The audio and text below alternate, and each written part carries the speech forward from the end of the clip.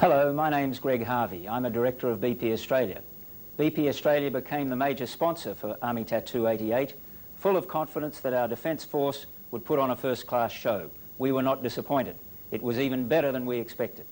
And the 300,000 Australians who saw Army Tattoo 88 agreed with us, making it a truly major bicentenary event. This was a big production requiring careful organisation. Over 1,000 performers appeared in the show each night, with hundreds of support staff behind the scenes. The show was moved right around the continent by land, sea and air, with Navy and Air Force help. And of course help too from the commercial organisations. While my company, BP Australia, was proud to be the major sponsor, generous assistance also came from Volvo Australia and Southern Pacific Hotels Corporation. And of course there was financial support from the Australian Bicentennial Authority. When you look at this videotape, it's worth remembering that very few of the young servicemen and women involved had ever performed in public. When you see how well they've done, I'm confident you'll agree. We can all be proud of our Army.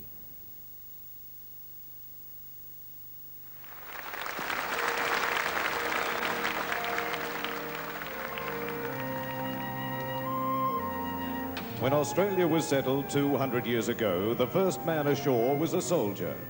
In the years that followed, soldiers were explorers, surveyors, builders, governors. They helped turn this continent from a wilderness into a civilized country. The themes of war and the army run through our history. Our most important day of commemoration is Anzac Day. 73 years ago, the Anzacs, the Australian and New Zealand Army Corps, landed on the barren shores of Gallipoli and earned themselves a reputation for dash and courage and humor. These are the men who later called themselves diggers. Those who followed them were proud to take the name. Who were the diggers? Who are they today? They were your grandfathers and fathers and uncles, and nowadays your brothers and maybe your sisters too. This show is not a salute to war. It is a salute to the courage and the spirit of the diggers, to the soldiers who have risked their lives for Australia.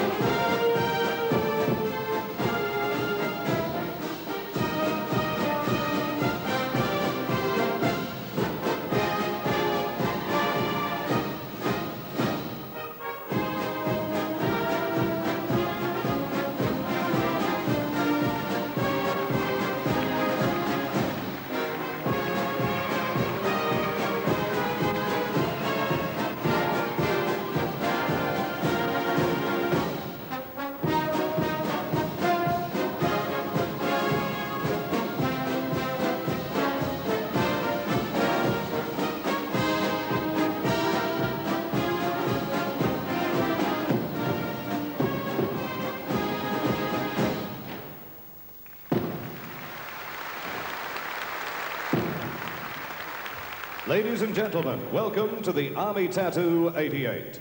the soldiers of the Australian Army will now fire a feu de joie, a celebratory salute of 200 rounds. That is one shot to celebrate each year of our history.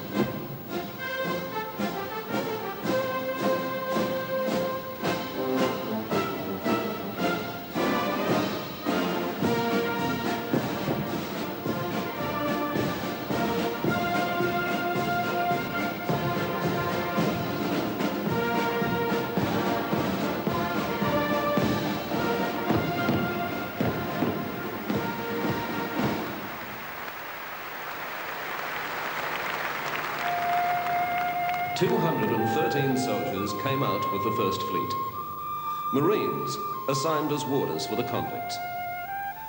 They were there on January the 26th, 1788, when Governor Phillip took possession of the country in the King's name.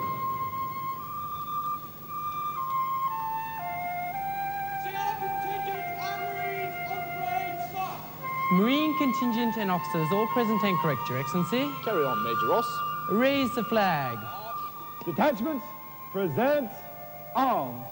In the name of His Majesty King George III, I, Arthur Phillip, take possession of this territory called New South Wales, extending from the northern extremity of the coast called Cape York to the southern extremity of the said territory, or South Cape, in the latitude of 43 degrees and 39 minutes south. Gentlemen, I give you a toast. To His Majesty, God save the King. God save the King. To the health of Her Majesty the Queen. And finally, gentlemen, to His Royal Highness the Prince of Wales and to the success of this colony.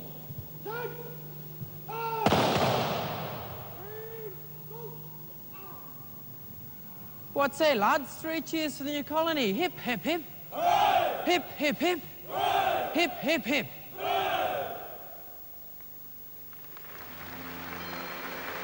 The Marines were there 4 miserable, hungry years as the little colony struggled to survive. They suffered the same privations as the convicts, were punished just as fiercely. To a man, the Marines hated Sydney. Only Governor Phillip seemed optimistic.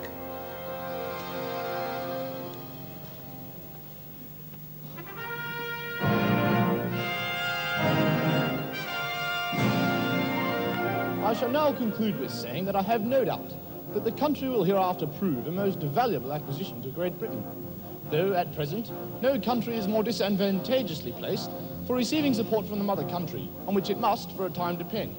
It will require both patience and perseverance, neither of which will, I hope, be wanting on the part of Great Britain.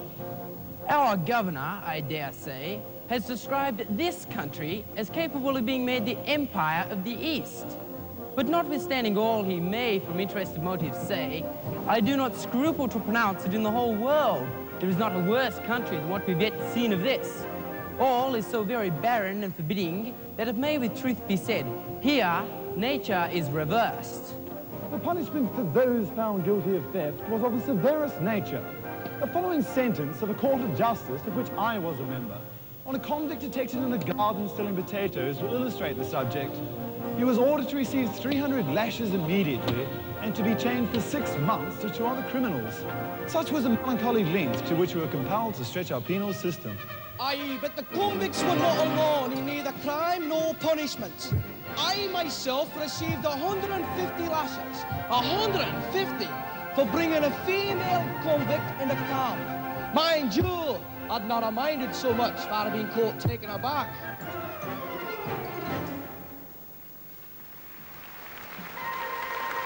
"20 years after foundation, Governor William Bligh was arrested and deposed by the soldiers of the New South Wales Corps. John MacArthur, one officer, was among the ringleaders.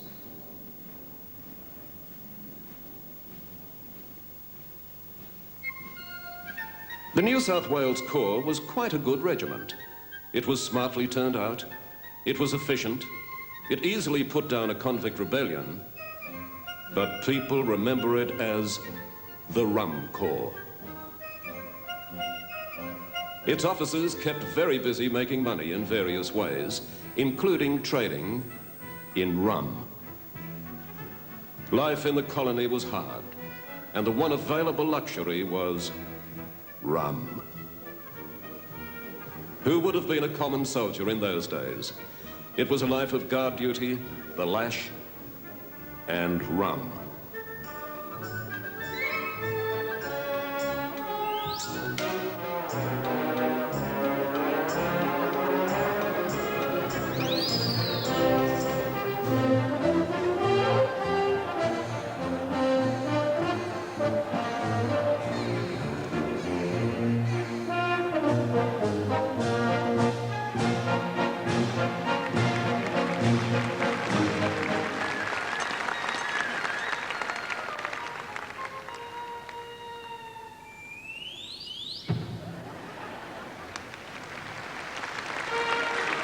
The 1850s gold rushes brought independent-minded prospectors to the country.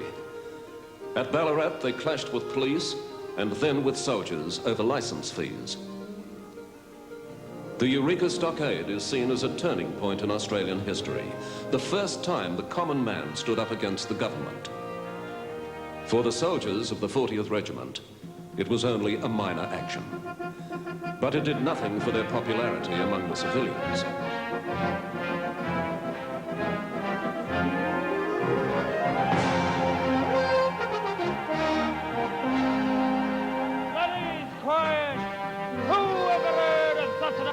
An unjust tax. The man who obtains no gold is taxed the same amount as he that obtains 100 weight. We must have the abolition of licenses now. Aye, and be given the right to rule. It is my duty now to swear you in, to take with you the oath to be faithful to the Southern Cross. Hear me with attention. The man who, after this solemn oath, does not stand by our standard is a coward at heart. I order all persons who do not intend to take the oath to leave the meeting at once. Let all divisions under arms fall in their order round the flagstaff. We swear by the Southern Cross. We swear by the Southern Cross. To stand truly by each other. Stand truly by each other. And fight to defend our rights and liberties. And fight to defend our rights and liberties. Yay! I'm Peter Layla.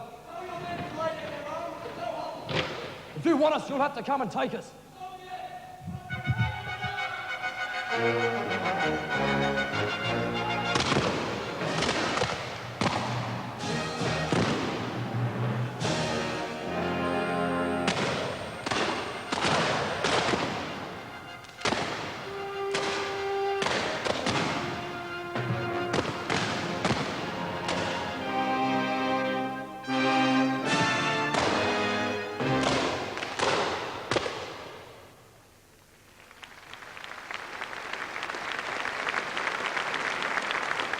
The diggers were defeated at Eureka, but their spirit of independence survived. And in the years that followed, the Army's popularity was gradually restored. When the last British regiment, the 18th Royal Irish, left Australia in 1870, people were even sorry to see them go. Do you hear the pin? sing, singing the songs of angry men. It is the music of a people who will not be slaves again. When the beating of your heart echoes the beating of the drums, there is a life about to start when tomorrow comes. Will you join in our crusade? Who will be strong and stand with me? Beyond the barricade, is there a world you long to see? Then join in the fight that will give you the right to be free. Do you hear the people sing, lost in the valley of the night? It is the music of our people who are climbing to the light. For the wretched of the earth, there is a flame that never dies. Even the darkest night will end and the sun will rise. Do you hear the people sing, singing the songs of angry men? It is the music of a people who will not be slaves again. When the beating of your heart echoes the beating of the drums, there is a life about to start when tomorrow comes.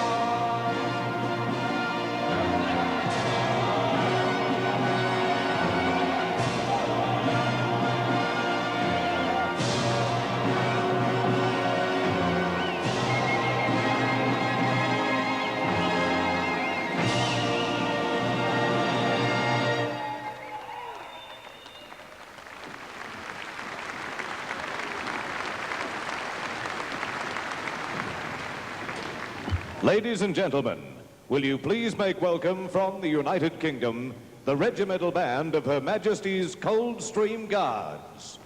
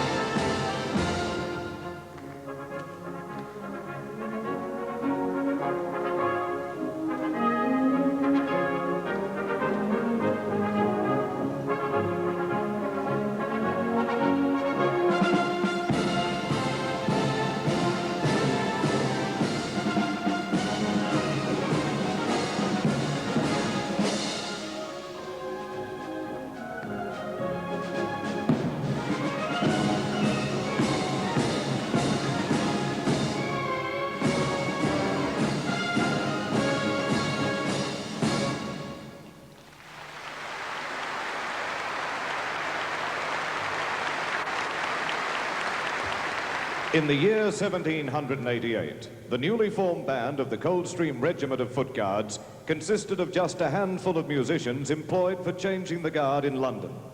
With 200 years unbroken service behind them, they are now one of the oldest military bands in the world. As part of their presentation, they salute their musical forebears, demonstrating the vivid contrast between old and new martial music.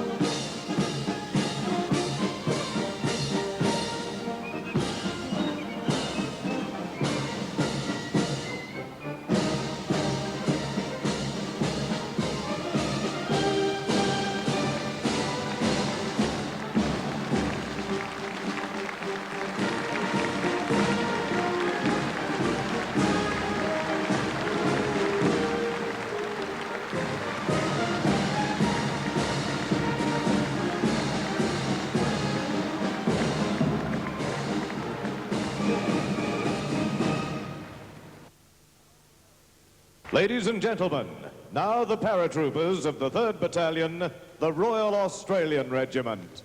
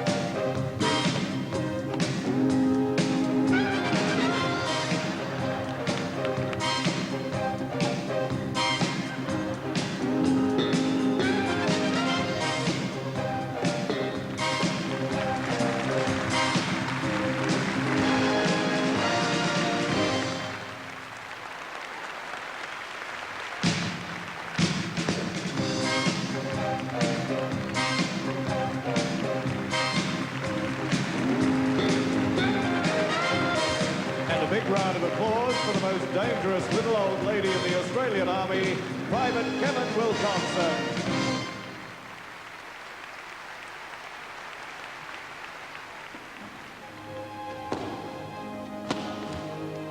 Pipes and drums have been part of our military music since Governor Lachlan Macquarie brought the 1st Highland Regiment to Sydney in 1809. Today, a number of Australian Army units, both regular and reserve, have strong alliances with Scottish regiments, and they also march to the sound of the pipes and drums. Ladies and gentlemen, please welcome the massed pipes and drums of the Royal Australian Regiment, together with the Australian Army Reserve of Queensland, with a special welcome to the pipes and drums of the Royal Pacific Islands Regiment from Papua New Guinea.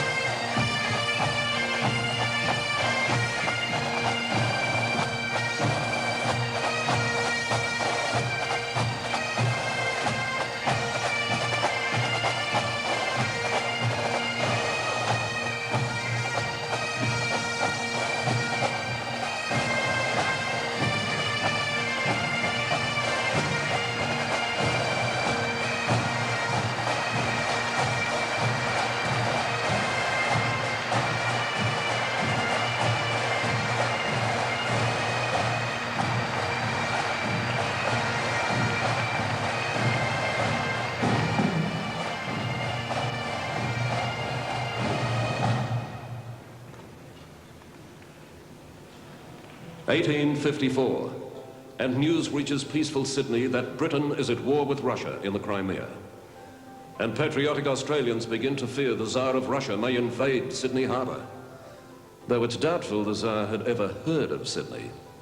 They formed the first New South Wales Rifles Volunteers. Gentlemen only need apply. The uniform would cost a labourer a full month's wages.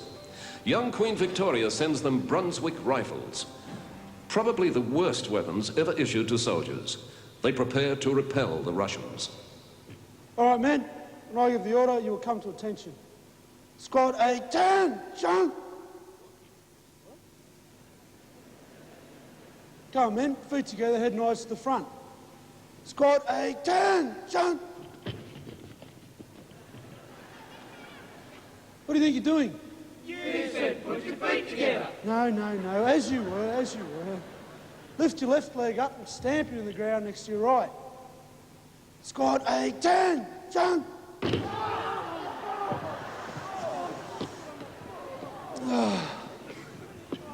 Right, men, I think we'll go on some target practice, see if we can't get that right. Front rank down the right knee.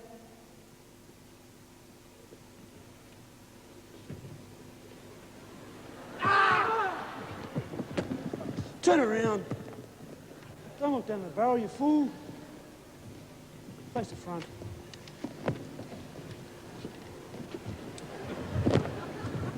Ready? Aim, fire! While the Rifle Volunteers kept Sydney safe from the Tsar, the elite of society still found time for the simple pleasures of life.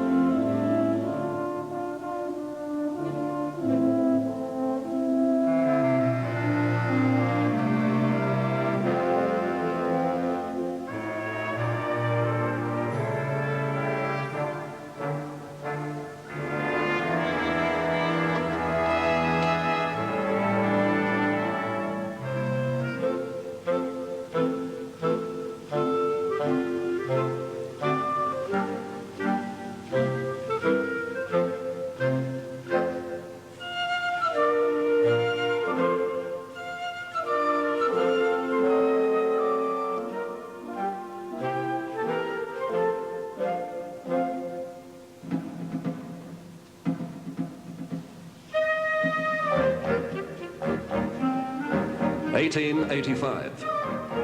All Sydney farewells our first expeditionary force, sent to help the mother country crush the dervishes of the Sudan. Patriotism runs high. Few ask why Australia should send soldiers to this obscure and far-off war.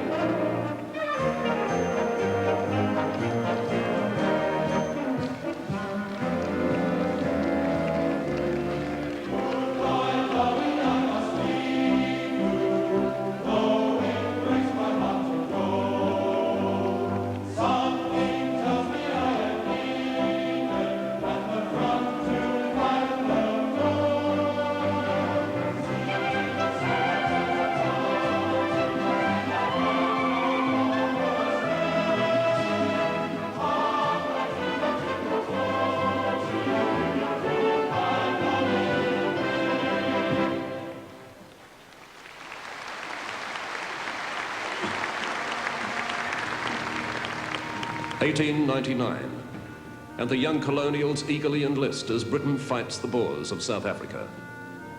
British regulars look askance at these very irregular soldiers and wonder if they'll be of any use.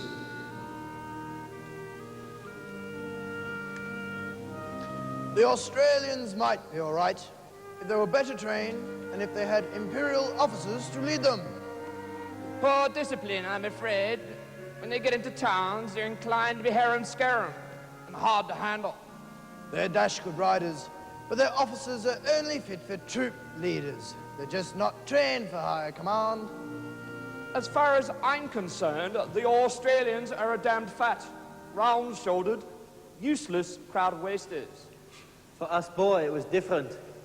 The Australians were the only troops who could scout into our lines at night and kill our sentries. Our men admitted that the Australians were far more dangerous than any British troops.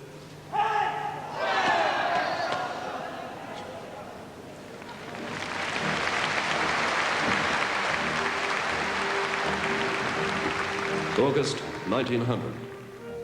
The Australians garrisoned the Elands River supply depot and holed out against thousands of Boers armed with artillery. British generals admit the Australians achieved the impossible.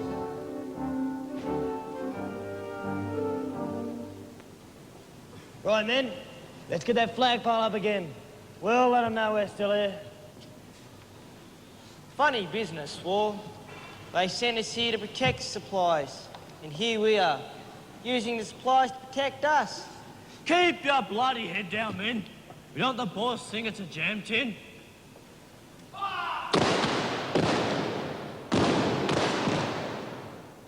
Hold your fire, men. You're just wasting ammunition from here. They're 1,300 yards at least. Don't worry about that, mate. I've shot kangaroos from bigger distances than that.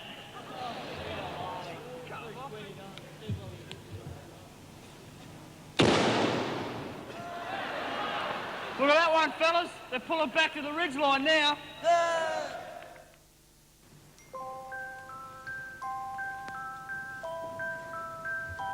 Once upon a time, there was a little girl named Rebecca and a little boy named Michael, and they loved bedtime stories.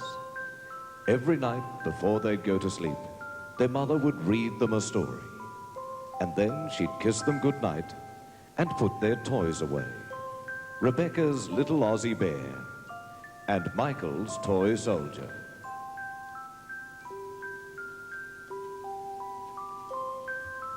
Then one evening, as they tried to sleep, their thoughts full of stories of toys and castles and dragons, a noise from their toy chest made them jump.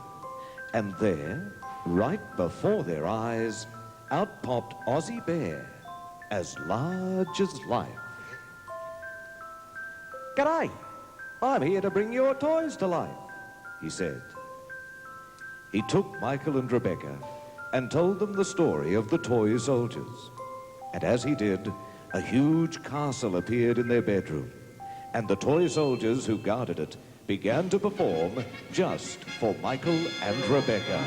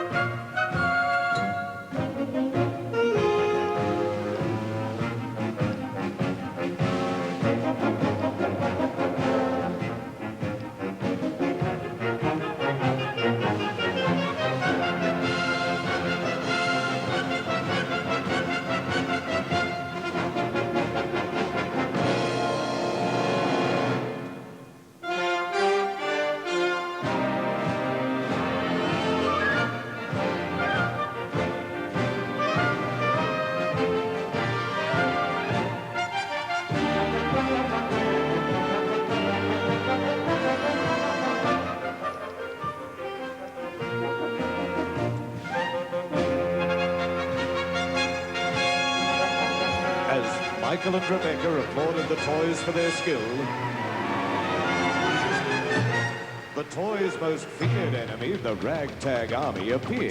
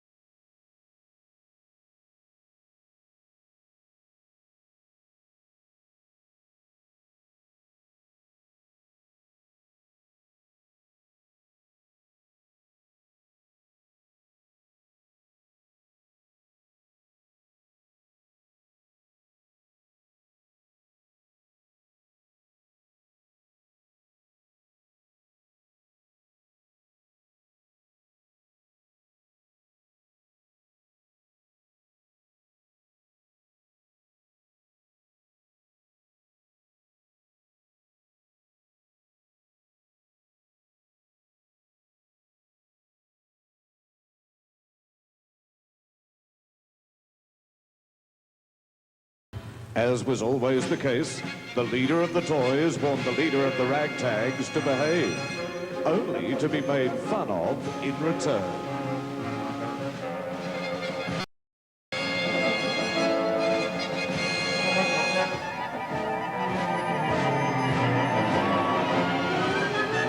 So the battle was on.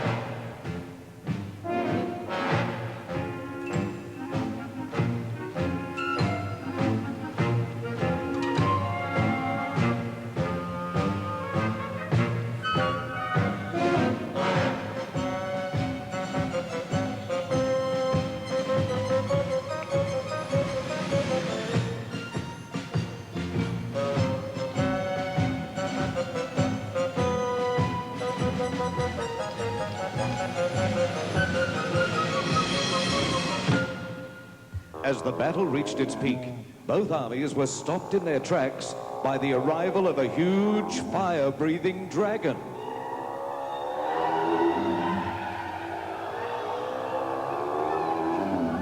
The leaders of both armies joined forces to defeat the dragon, but each time they approached it, its growl and fiery breath forced them back.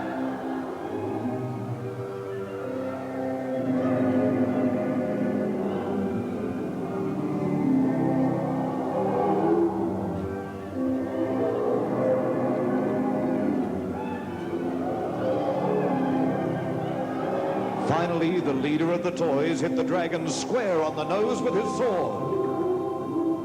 And it squealed and ran away.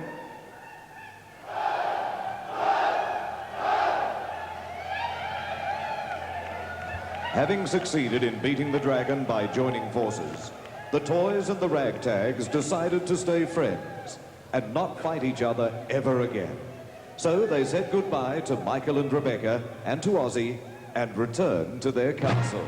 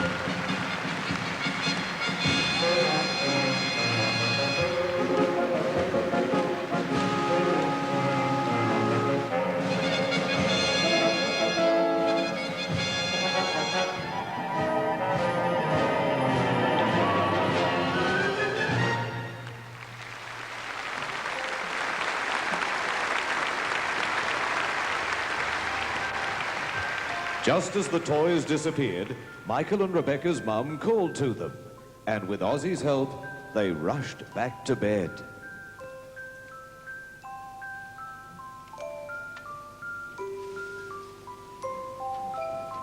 As fate would have it, their mother appeared just as Ozzy was safely inside the toy chest. She saw both children were asleep and couldn't understand what the noise must have been. Turning to leave, she found Rebecca's little Aussie bear. "I am sure I put that away," she said, and returned it to the toy chest, none the wiser. However, she suspected that something had occurred that night, but just what, she was never to know.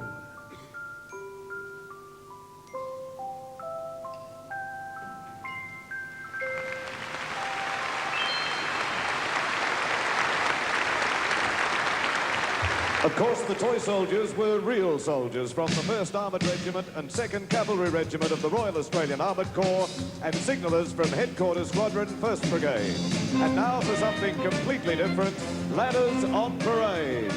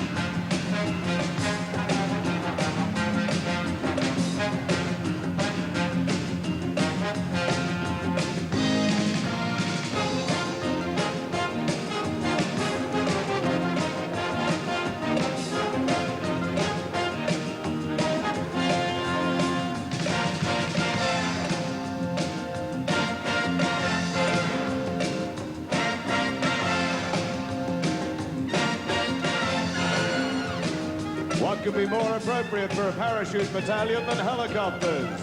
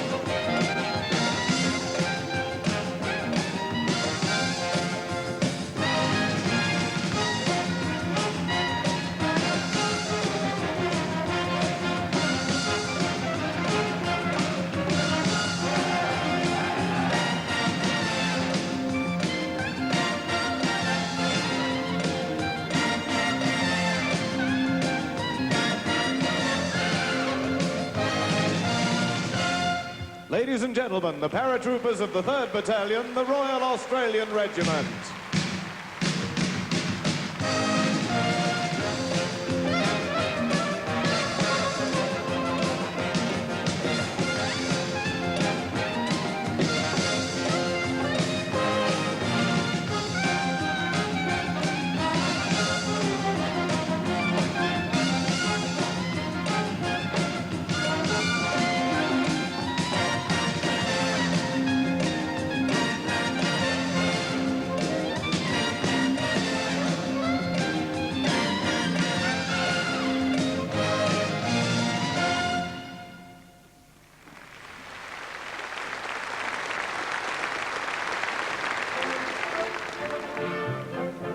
When World War I broke out in 1914, Australia had been a Commonwealth for only 13 years.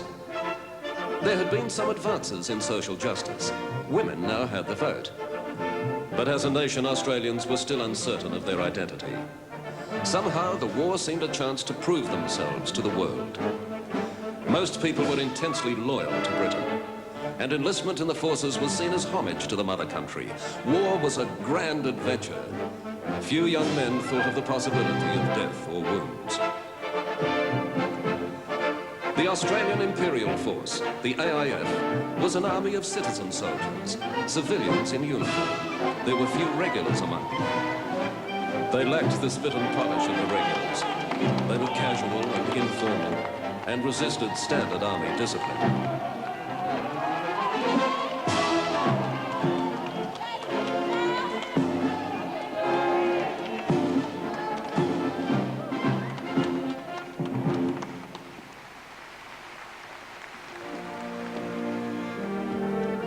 When the AIF arrived in Egypt, the British generals again looked askance at the colonials and wondered if they'd ever make real soldiers. What a terrific spot of weather out there yesterday. Yes, sir. Simply spinning, sir. What's this? Australia. Hey! You, soldier. Don't you know what to do when a senior offers to pass us by? Yeah? Suppose I'll present arms, eh? Well, present arms then. Yeah, hang on a sec. I'll just get me a rifle. Want to hold on to me pie for a sec? You undisciplined scallywag! Oh, get sand all over, put it on the ground. What was I doing? Oh, yeah, present arms. How's that? Hey, what about me pie? Bloody thieving Poms.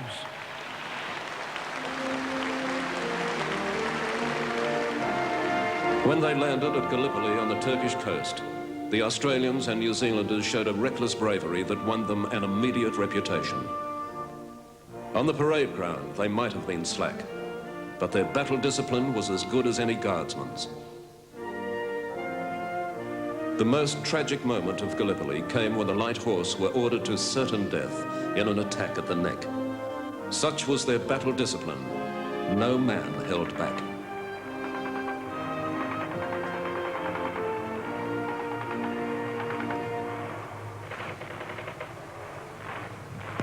Right here, blokes, listen up. We've just got word through from HQ, we're going over in 10. Oh, beauty, mate. Today I'm 18. Just received the best news ever. In a few minutes, we proceed to the place Australia made famous. And I don't think I've ever been so happy in my life. Should I have to make the supreme and grand sacrifice, it will be easy to bear when I say that since I've left home, I have acted absolutely square towards my mother's teachings, and always as an Englishman should. True. Lou, what happened, mate? By God, that Turkish shooter, right? He got me a beauty, didn't he? Thought I had him beat, but he beat me easily. Feel pretty bad and expect I'm done for. But strike me, dude, that Turkish shooter, right? You'll be right. Okay, fellas, this is it. Start making your final preparations. We're going over shortly. Yeah, let's get up there and finish All right, it. then. We're going. I want you all to remember who you are. You're the 10th Light Horse, men from Western Australia. Don't forget it. Good luck.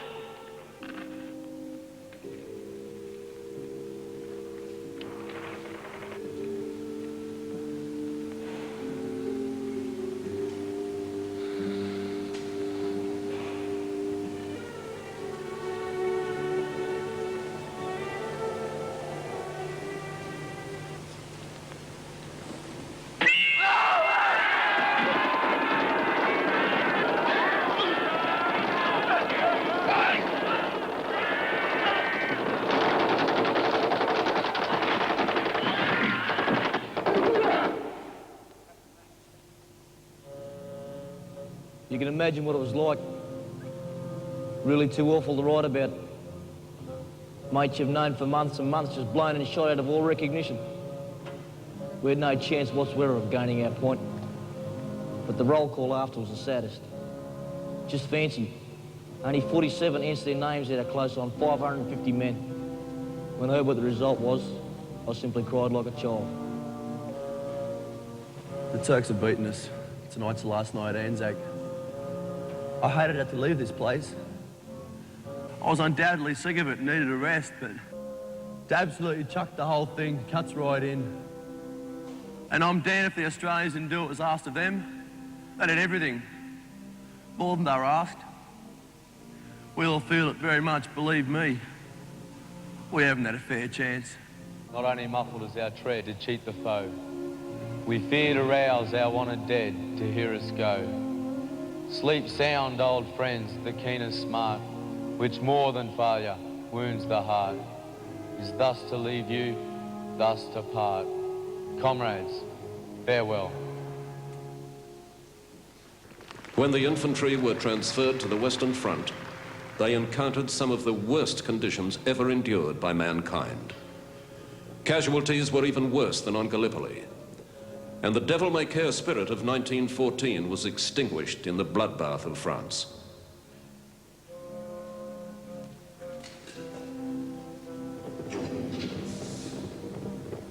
Yet still they endured.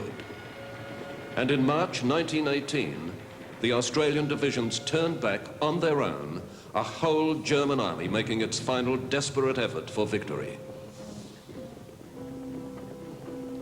I've been knocked over by a shell, covered by another and dug out, disputed the point with 4 Fritzies and held on to a position for 32 hours with 1 man only and 4 dead stinking Huns.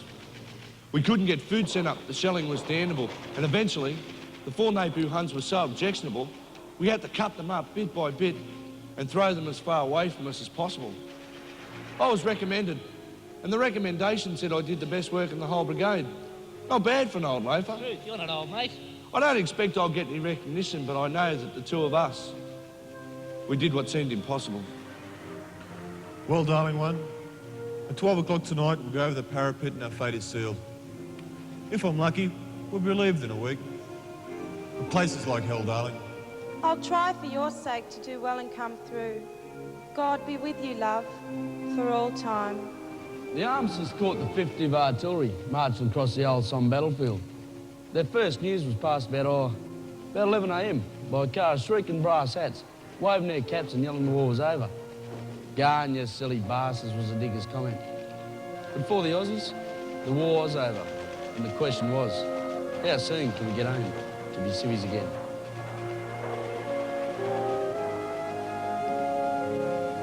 At last, the survivors of the dreadful war were allowed to leave. They had fought as well as any army, but the experience had changed them.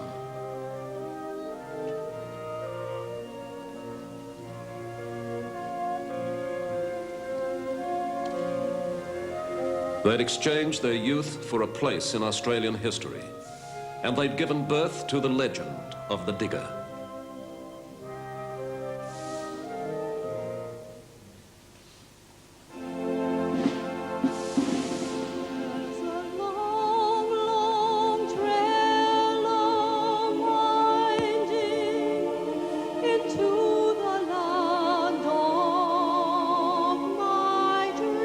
They returned home to a hero's welcome, those who had survived.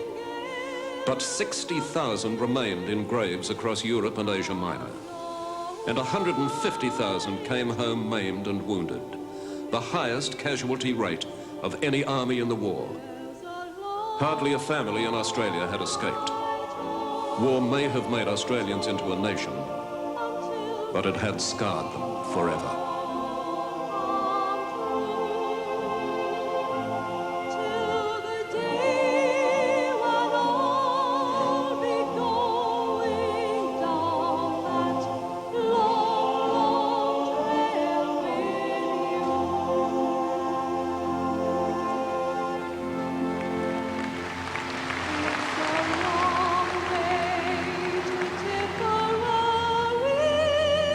It's a long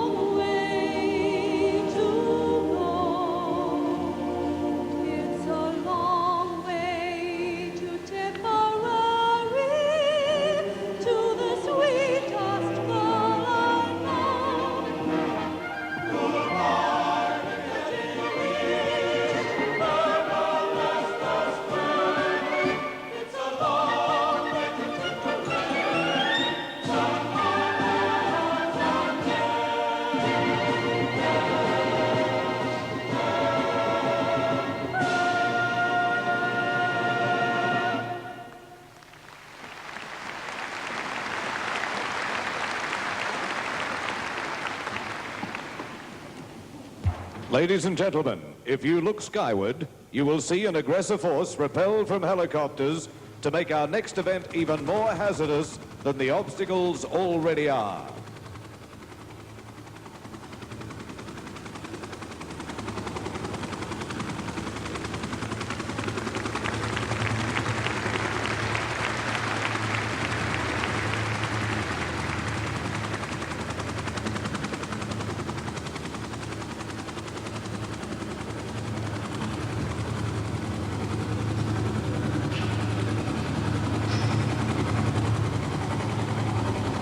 The aggressive force, their task completed, introducing the soldiers' race, using soldiers from Queensland Army Reserve units. Tonight, competing in Lane 1, 9 Royal Queensland Regiment from Brisbane. And in Lane 2, the 25th Royal Queensland Regiment A team from Warwick. The basic rules of the competition are that each soldier must complete the course to the satisfaction of the umpires, and the team to fire first at the completion of the race may not necessarily be the winner due to corrected times. Now, to make sure the team on your side of the arena has an even better chance of winning, get ready to cheer them on. Are we ready?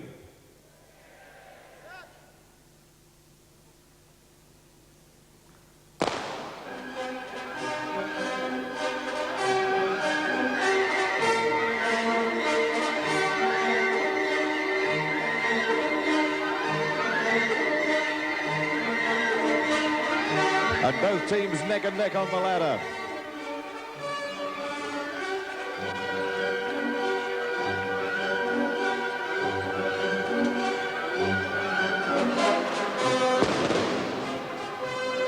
Some of the effect of the aggressive work.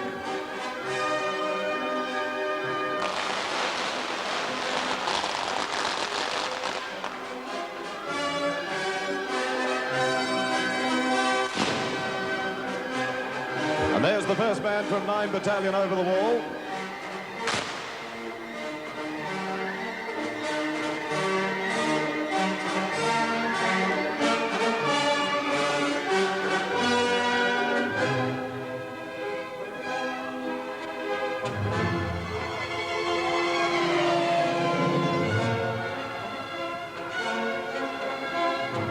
Three to go for 9 Battalion and only 2 to go for the 25th Battalion. Give them a cheer.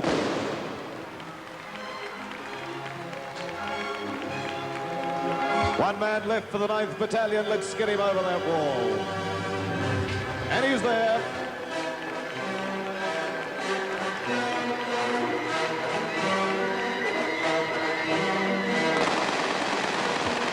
And there's the machine gun of the men from Warwick, the 25th Battalion. And there goes 9 battalions. And we'll await the judge's decision.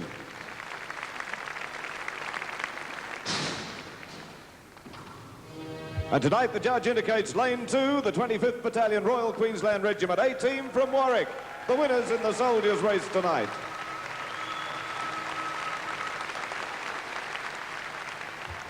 Ladies and gentlemen, for the first time, the Australian Army's best musicians have been gathered to create the Australian Army Band.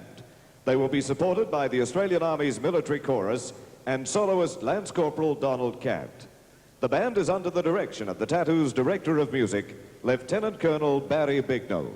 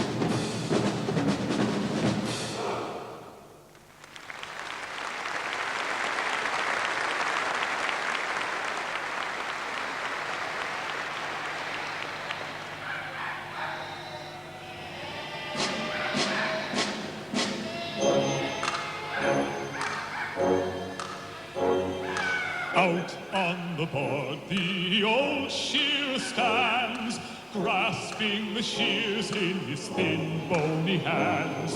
Fixed is his stare on a bare-bellied yo. Surely if he gets one, won't he make a ring a go? Click go the shears, boys, click, click, click. Wide is his blow and his hands move quick. The ringer looks around and is beaten by a blow, and he curses the old swagger with the bare-bellied yo.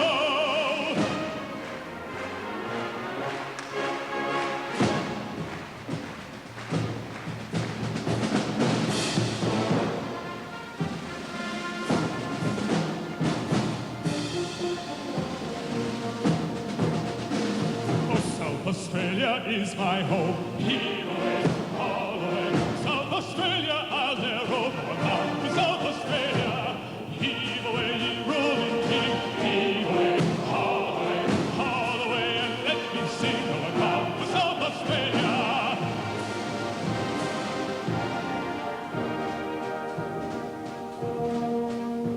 Farewell to old England forever. Farewell to my old hands as well. Farewell to the well-known Old Bailey, where I once used to cut such a swell. Singing to reliability, singing to reliability, singing to reliability.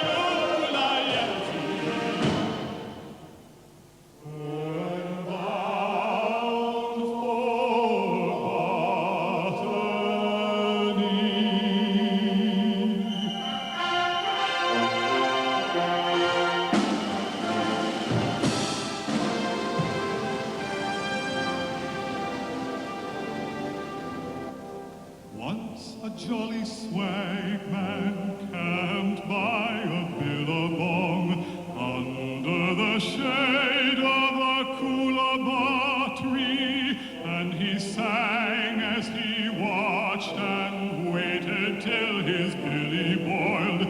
You'll come a-waltzing Matilda with me. Waltzing Matilda, waltzing Matilda. You'll come a-waltzing Matilda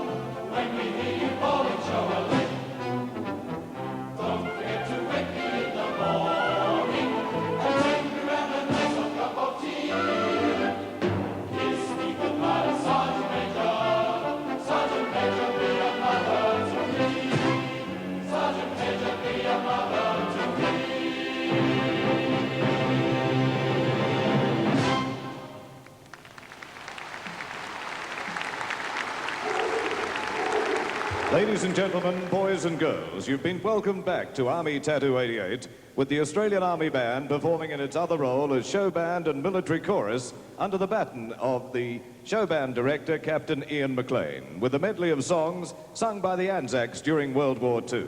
And in keeping with the Anzac tradition, we now present the Anzac Gun Run. Will you please welcome from the New Zealand Army, the New Zealand Gun Run teams.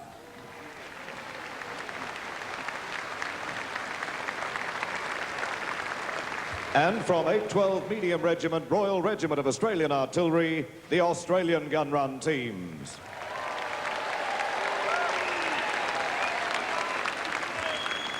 The rules of the gun run, like that of the soldiers' race, are based on corrected time and adherence to safety procedures. The guns will be fired twice in the course of the race. The winner will be the first team to fire the second round with the least penalties. Now, it's worth mentioning that some individual pieces of the guns are extremely heavy. The 05 105mm howitzer weighs in at 1.5 ton. The heaviest piece, 140 kilograms. The lightest, 35 kilograms. Each piece must be manhandled across the obstacles. In keeping with our Anzac tradition, let's have the left-hand side of the house barrack for our Kiwi teams. Those of you on the right-hand side, you barrack for Australia. The time to beat tonight is 4 minutes 54 seconds. And now, can we have absolute silence as we await the starter's gun?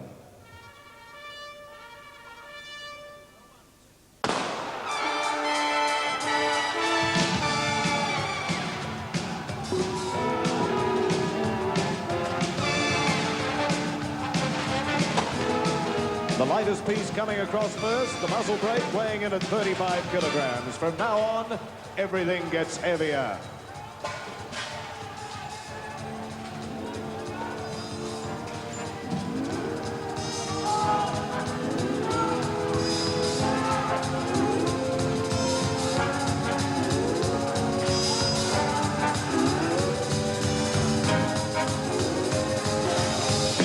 It's the Kiwis first with their trunnions, but Australia very quick to follow.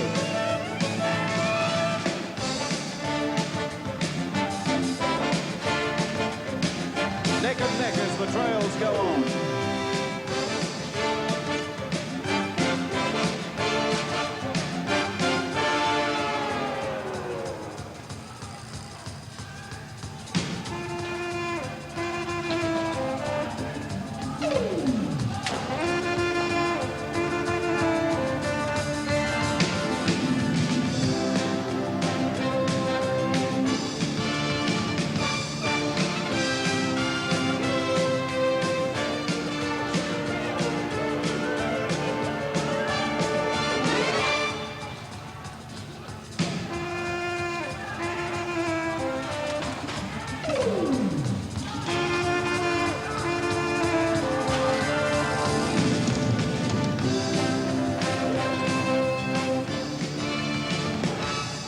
There's absolutely nothing in it at this stage as the barrels come across together.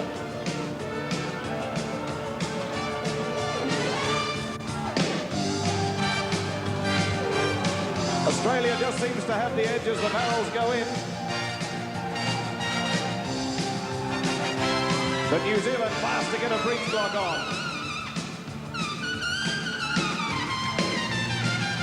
New Zealand chambering their round. And there's 3 rounds almost together. Make that 2. There's the third one.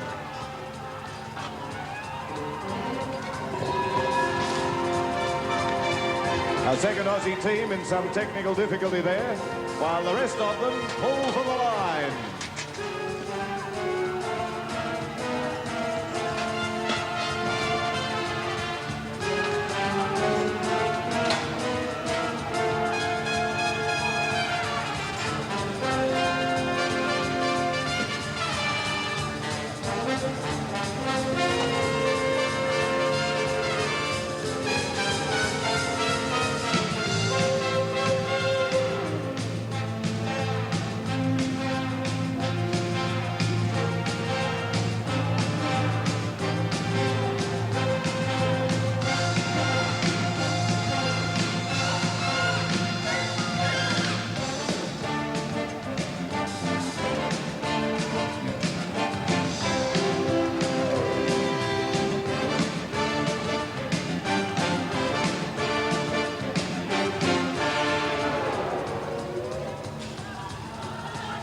Again, the 3 guns at the top end of the arena and neck as the trails go on. And here's the second Aussie barrel home and a round being chambered.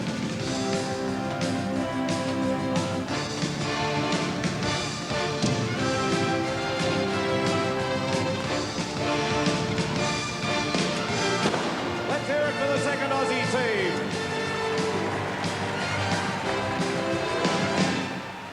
And they're not going to give up either.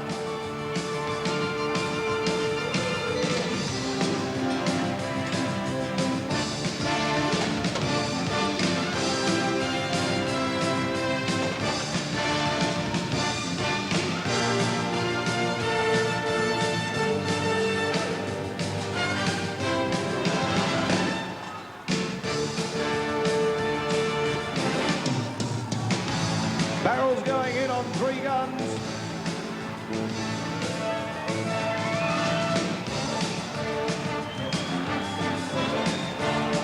It's the Aussies first to turn, though. Round in, and there it is. New Zealand both around together. One for the New Zealanders. There's their second one.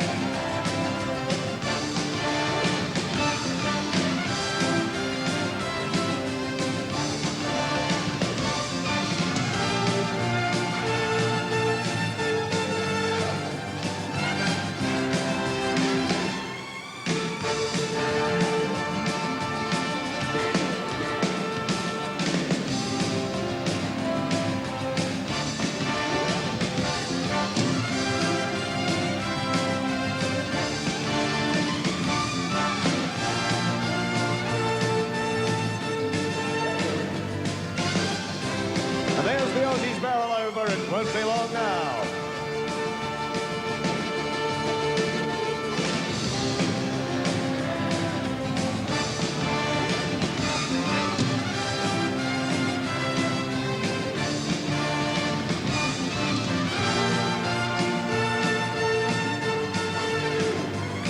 Round they come. Away they go. But the excitement isn't over yet. Just watch the precision involved in dismantling the obstacles.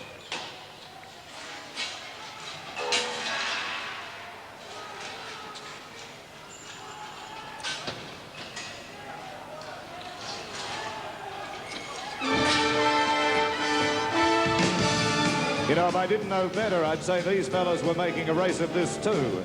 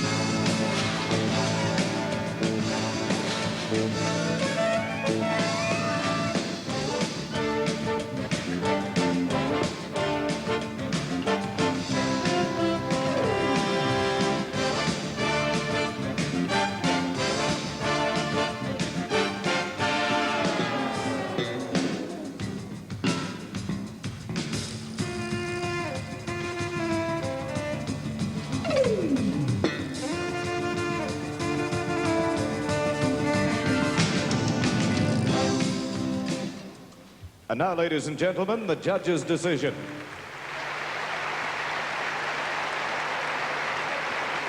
Ladies and gentlemen, the record set 3 days ago by the New Zealanders at 4 minutes and 54 seconds has been shattered tonight. In a record time of 4 minutes and 50 seconds, the Australians.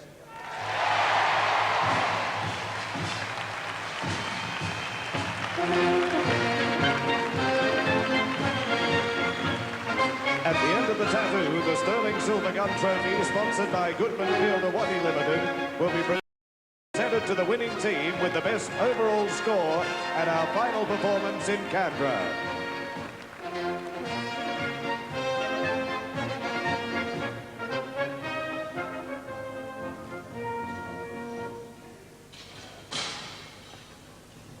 By the 1930s, the country was in depression. But somehow most Australians still seemed more preoccupied with sport and local events, with the fate of Far Lap the Wonder Horse and the opening of the Sydney Harbour Bridge.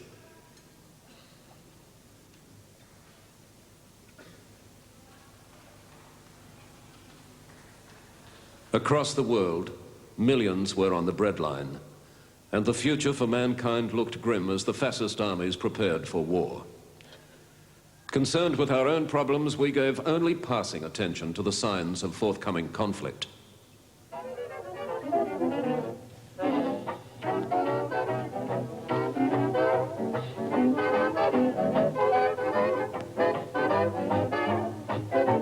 Ladies and gentlemen, we interrupt this program to bring you an important announcement from your Prime Minister, Mr. Robert Menzies.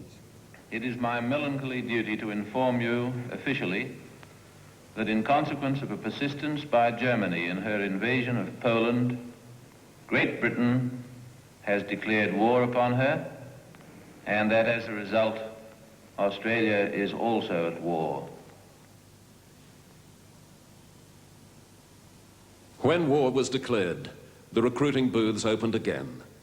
But this time around, recruiting was a little slower. Fewer Australians saw the war as a grand adventure.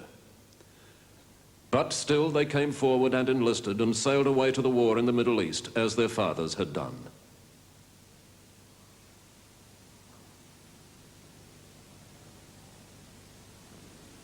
By 1942, Germany had sent the Allied armies in retreat towards Egypt.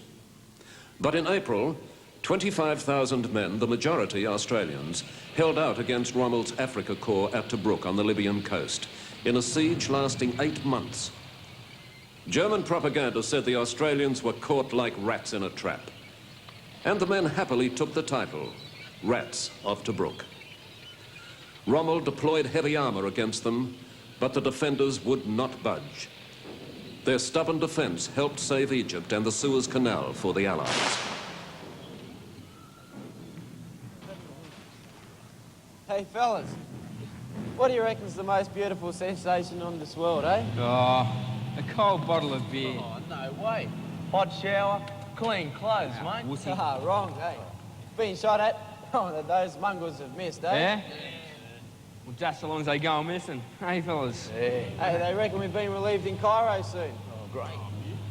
Next time, I'm going to have a good look at those Zippo ruins. Oh, what, the pyramids, mate? You can buy postcards of them. Trouble with you, boy. You've got no culture. I want to carve your name, that Sphinx. Keep this letter. It is historic because it's the last from this place. Tonight we're all to be evacuated. So this evening at the cemetery, General Moore said he's unveiling the memorial the engineers have erected. It's to the memory of our cobbers who helped hold Tobruk and hold it forevermore. Take cover!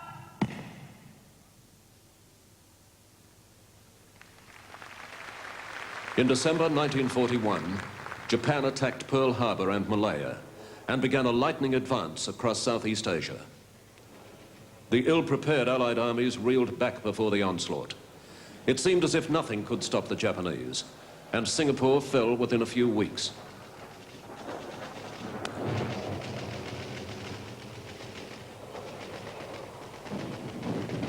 At one stroke, Australia lost a quarter of the second AIF as prisoners of war. In the years that followed, they were called upon to display a different kind of bravery, the stubborn will to survive brutal treatment and near starvation.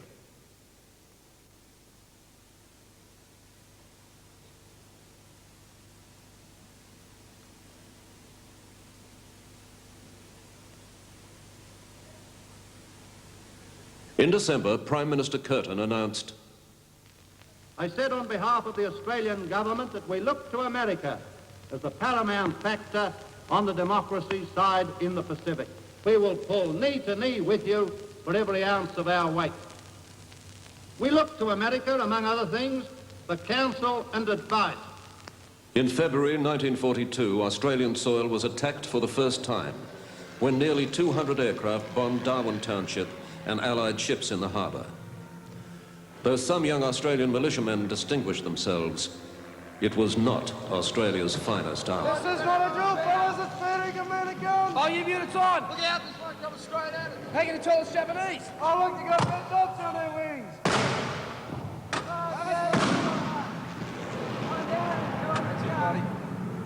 More rounds. Oh, look, they get close. Nice, man. Nice shot.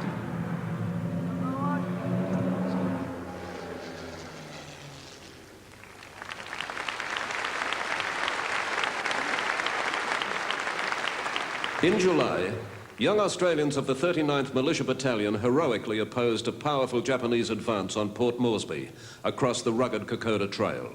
Their task? To hold the Japanese until the AIF arrived.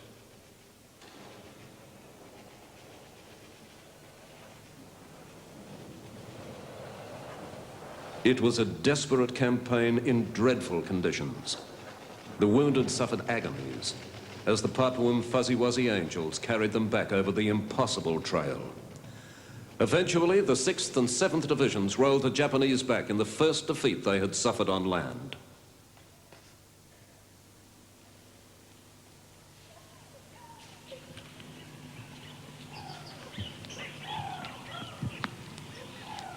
Kalhana, your men have fought well. They've done their job. Now it's our turn. Look, I've sent the wounded ahead, but I suggest the rest of us stand up through this one. Okay, but we better set up our positions. It sounds as if the Japanese won't be long. The Japanese attacked with overwhelming force, and reinforcements were desperately needed.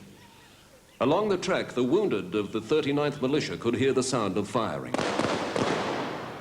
Hey, Blue, sounds like there's trouble back in Isharava. Yeah, the poor bastards must be copping it. Geez, I feel bad about leaving them. Yeah, me too. I reckon we ought to go back, especially since those blokes have been coming to owe us some bloody money anyway. Yeah, can't we have a brew first? A brew? Yeah, you got the tea, Harry. Get it out, will you, mate?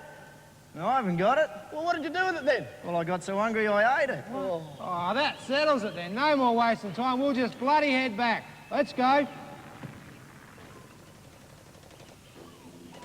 27 out of 30 men returned, wounded, starving, exhausted. They hobbled back the 4 miles they'd already travelled.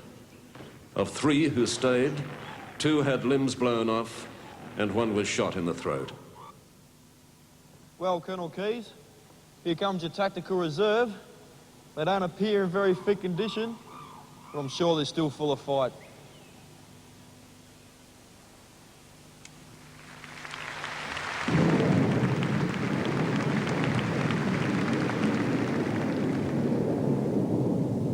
In August 1945, it was all over.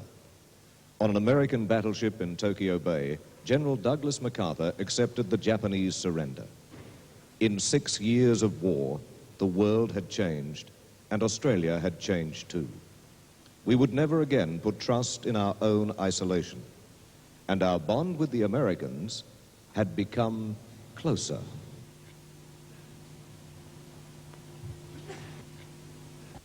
G'day, ladies. How about a date tonight? Oh, sorry, boys, but we're going home. Hey. G'day, girls. Good evening, ladies. Look, it's our first shore leave in months. How about we show you the town? Oh, look, boys, we'd love to, but my mum's expecting us home straight after work. Aww. No, sorry. Hey, excuse me, ladies, but we're new in town and we don't know anyone yet. We'd love to go dancing. I've heard how hospitable you Aussie girls are. Listen, I've heard there's a great band playing at the... Minute, pal. Legacy Ballroom? Why don't you go show us the way there and maybe... And maybe come and have a dance with us? Why, of course. Thank you, officers. That sounds terrific. Bloody Yanks. Yeah, overdressed. Overpaid. Yeah, and over here. Come on, let's go.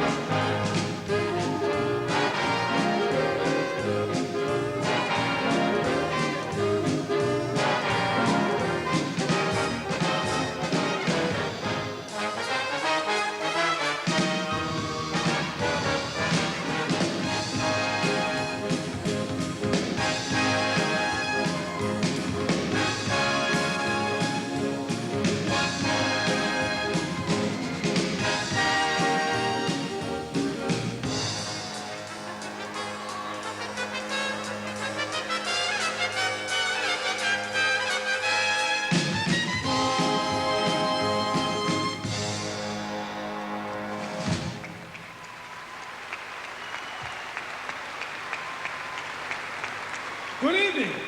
Are you having a good time? Are you having a good time? Welcome to Legate's Victory Day celebrations, and right now, we have something very special for you. None other than the service's sweetheart herself, Miss Mary Louise Santa.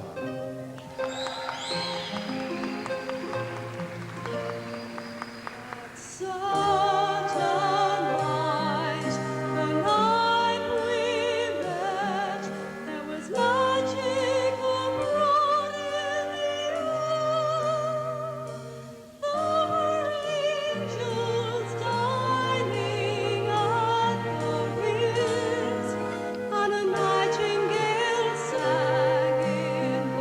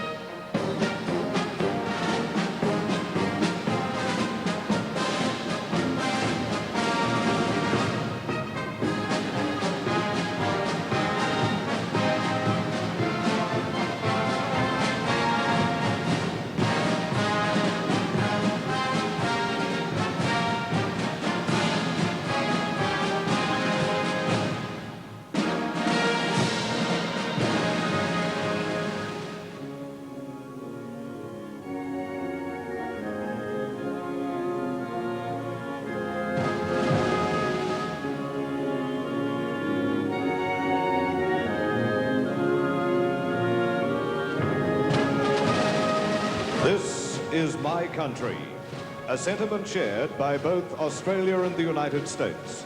The US Army Band salutes us as friends and allies and congratulates us upon our celebration of 200 years of exciting history.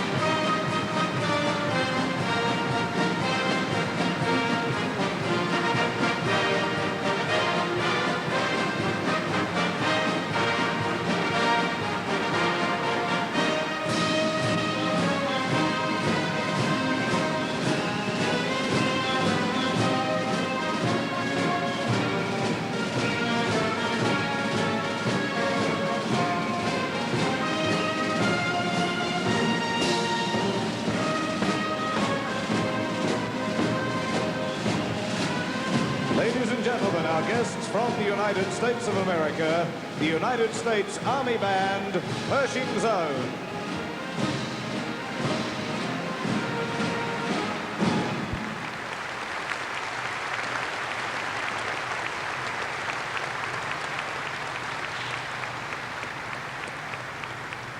And now a display of precision motorcycle riding, especially created for Army Tattoo 88, the Red Machine.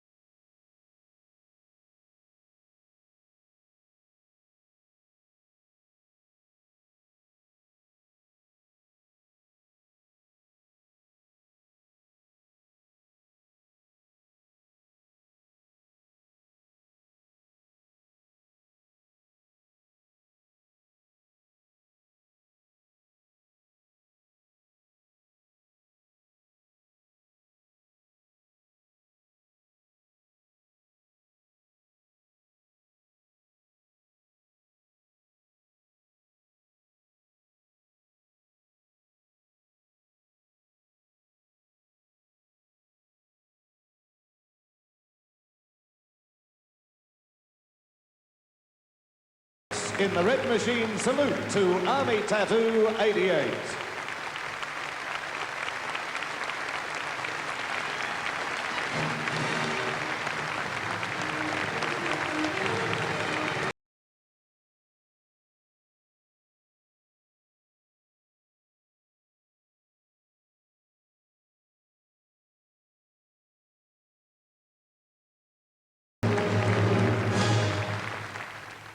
After 1945, the great powers engaged in a deadly arms race, while war and revolution spread across Asia.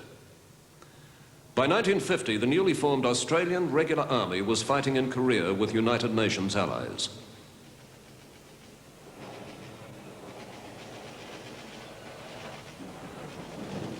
It was a confused conflict. Hordes of civilian refugees and the difficulty of distinguishing friend from enemy made the task all the harder.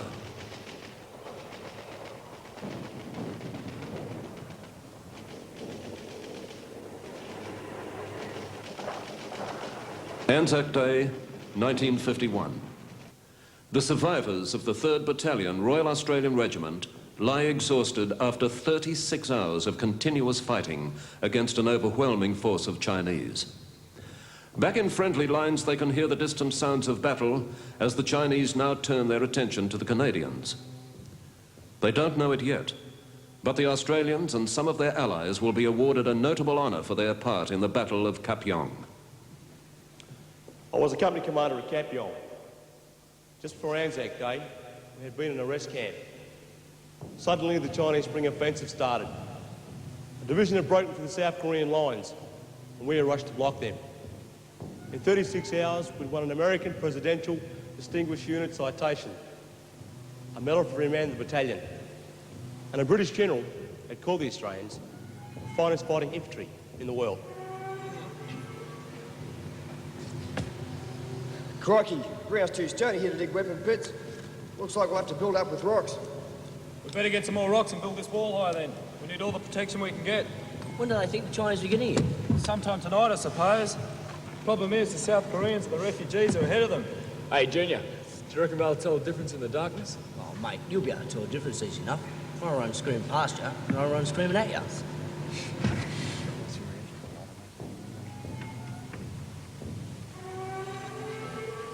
What happened to the South Koreans, mate? Does anyone know? Oh, they just crumbled. Chinese really hit them hard. This won't be any picnic. The whole Chinese division on its way. Well, we only have to delay them, mate, not destroy them. With 2 battalions, not much for a valley this size. We're all they've got, mate. The Canadians up on that ridge holding the western side of the valley, and us astride the road. Plus there's a company of American tanks for Kiwi artillery. At 11 o'clock on the night of April the 23rd, 1951, a Chinese division attacked in force. Wave after wave came at the Australians, directed by bugle calls. The first platoon of A Company was nearly wiped out.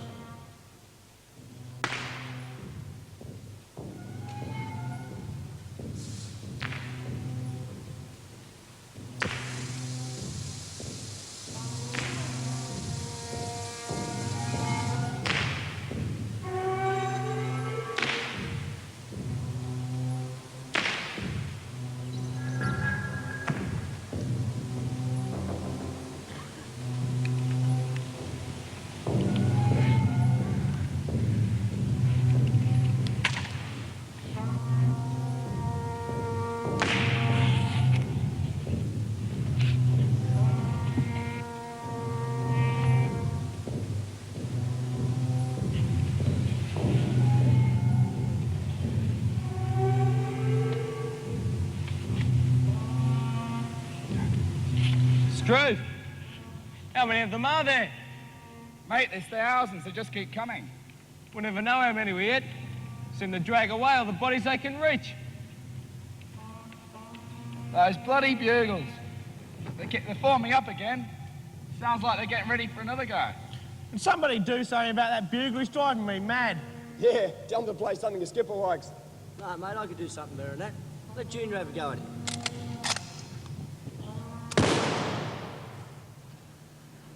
Thank God for that. I hate bugles. Well, we survived. Yeah. We'll be right now the Kiwi artillery's on the job. Yeah, come on, Rangy. Tell them Kiwi gunner mates of yours to give us some more of the same. Well, they're running short of ammunition for the guns. We'll be back in business when we get some more ammo. Well, when will that be? Any time now. Meanwhile, I'll do the haka to entertain the Chinese.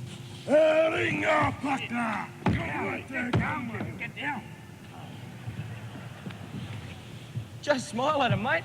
That'll scare him away. How's that radio going, mate? You got it fixed up yet? Yeah, the radio's fixed, sir, but I still can't get battalion headquarters. Well, I'll try for anyone. Right, sir. Yeah, sir, I got some Americans. This is 3rd Battalion, Royal Australian Regiment. The Australians? God damn, don't give me that. The Aussies are all dead. Well, I've got news for you. We're still here. Many casualties? Over 60 so far. Can you come and help us? Well, we've been ordered to withdraw. Can you hang on for a bit? You'll leave our flanks exposed. Okay, we'll hold our position as long as you're still there. Okay, thanks, sir. I'll buy you a beer when this is all over. Now try and get through to battalion headquarters, mate. Right, sir. Yeah, sir, got on battalion. We're still going. Only 9 left out of 1 platoon, but we're still here. All right, sir, I'll tell the men. We've been given the order to withdraw. The message says 3rd Battalion is surrounded, unable to reinforce, resupply or relieve. Battalion orders are fighting withdrawal.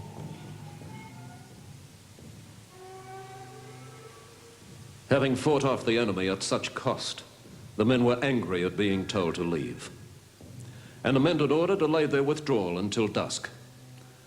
By that time, they were almost out of ammunition, so further delay would have been useless.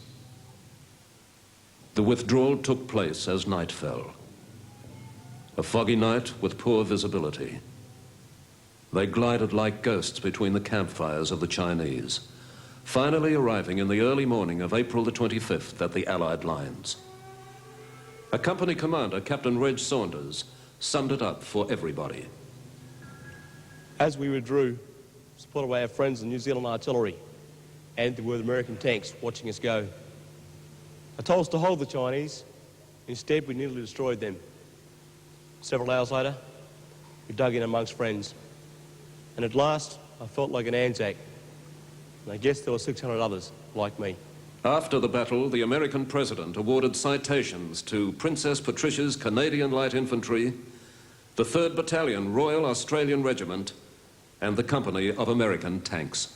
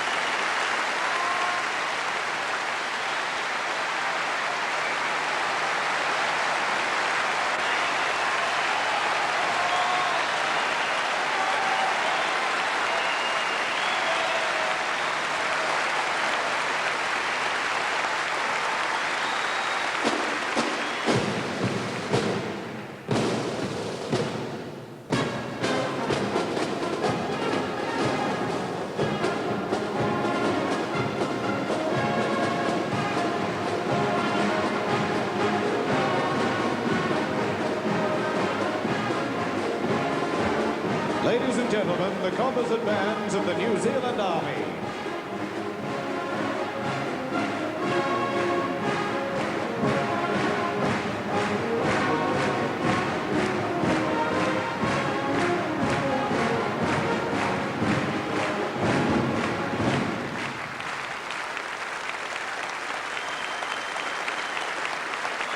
And now the regimental drill team, featuring soldiers of the 5th, 7th Battalion Mechanised, the Royal Australian Regiment.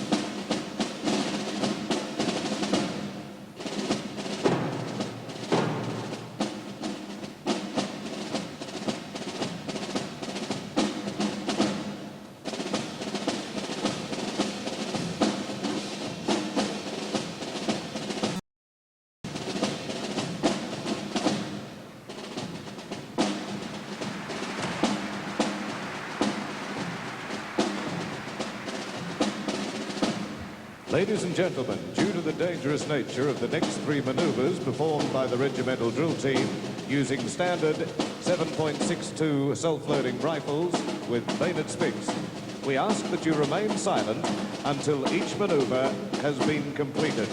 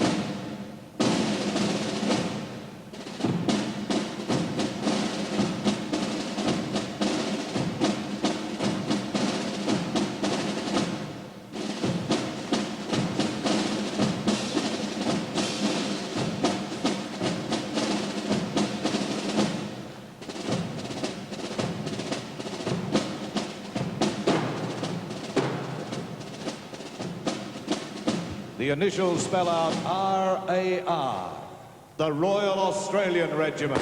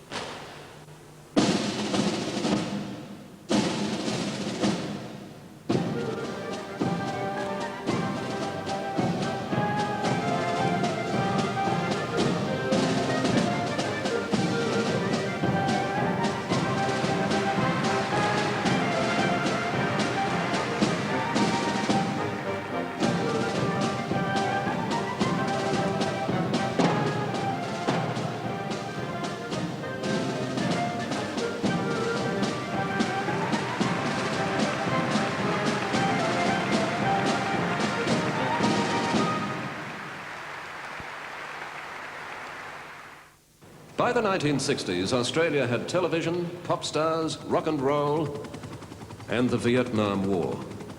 It was to be Australia's longest and most unpopular conflict. A war people saw nightly in their living rooms on the TV screen.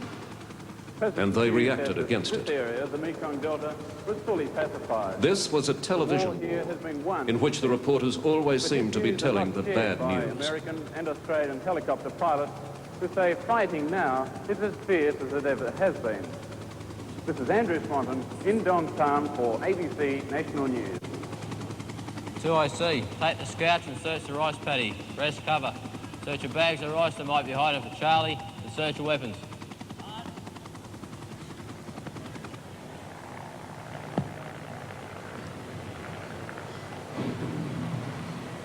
Did him out. Did him out.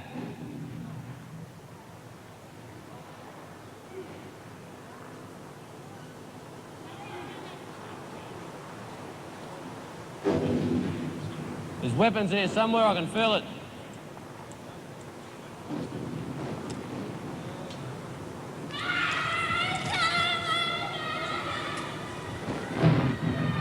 Hey, Sarge, there's a couple of weapons in here. Bring them here.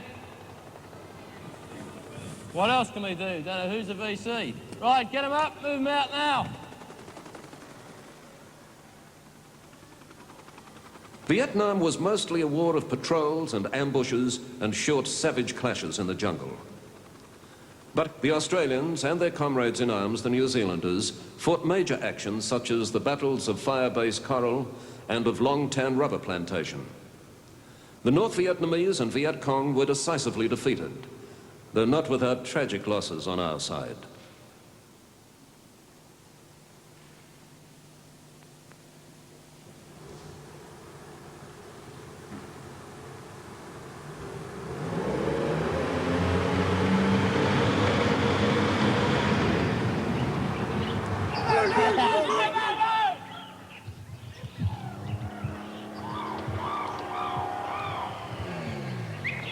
Scouts, take them out the ground.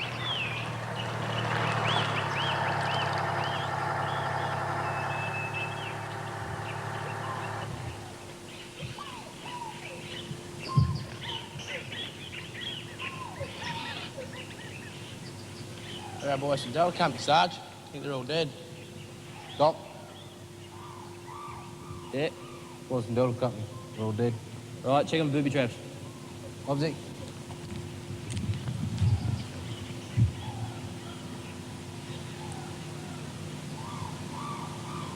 It's all clear. Turn them over, they're IDs.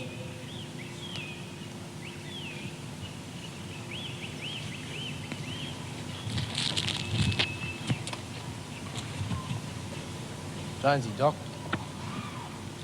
451102. RC. This one, mate.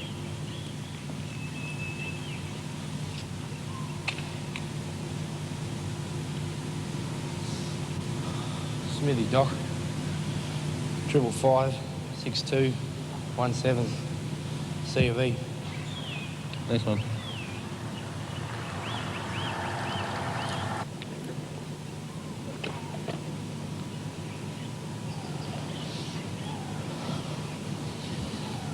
Come on, mate, I know it's hard. We've got to do it. Come on.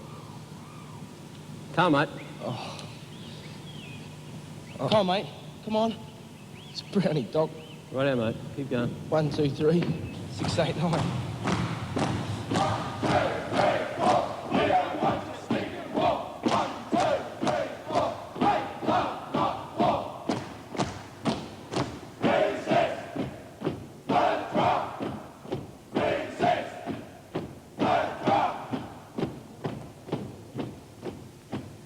Australians who served in Vietnam felt keenly the hostility of their countrymen.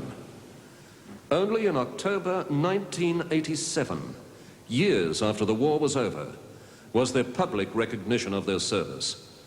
A reconciliation that was long overdue. The passing out parade and tug of Tunnel is a long march from cadets.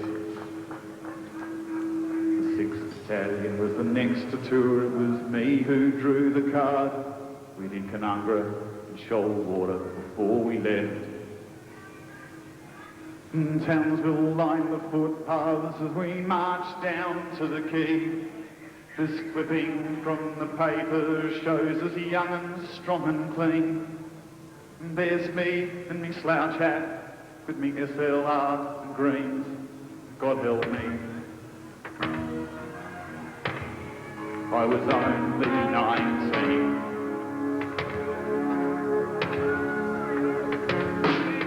Bumped our riding Chinooks to the dust and Newey back. I was in and out at Chopper's mouth of punch. We made our tin to hoe, BB and pin-ups on the lockers. And an Asian orange sunset through the scrub. Someone yelled out, contact, and the bloke behind me swore. We hooked in there for hours, then a God almighty roar. Frankie kicked the mine the day that mankind kicked the moon. God help me. He was going home in June.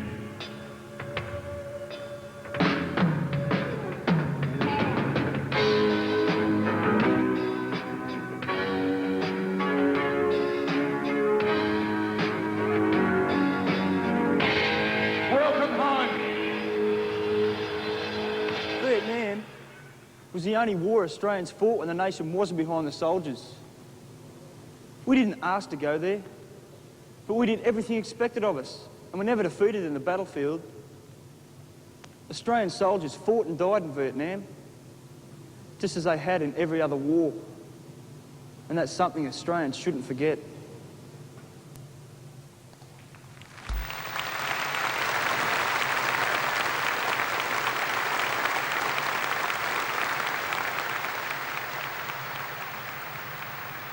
And now, after 200 years, Australia has begun a new era.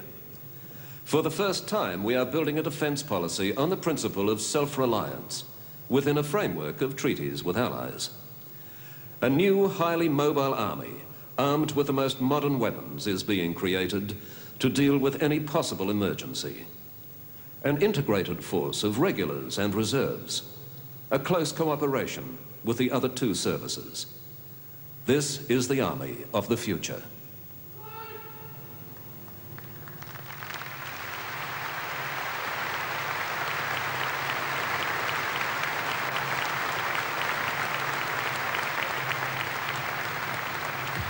And now, as we head towards the year 2000, a glimpse of the soldier of the 21st century.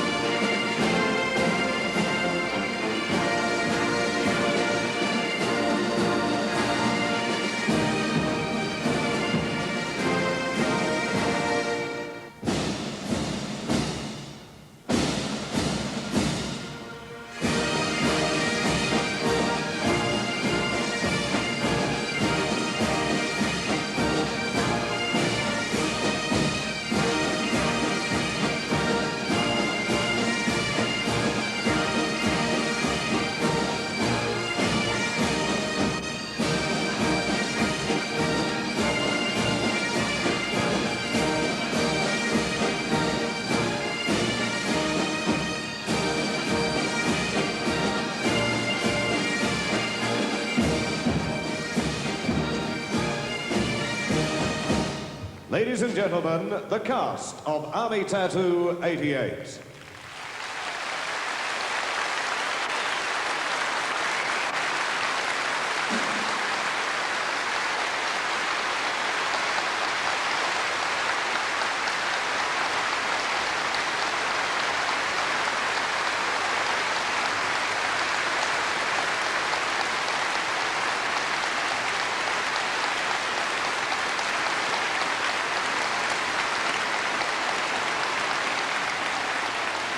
Parade! Tattoo salute! Present arms!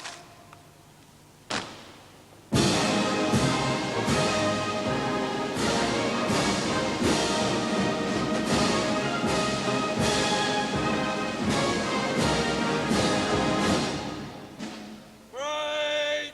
Shoulder! Arms! Guard! Order! Arms! Parade! Stand up! Eight!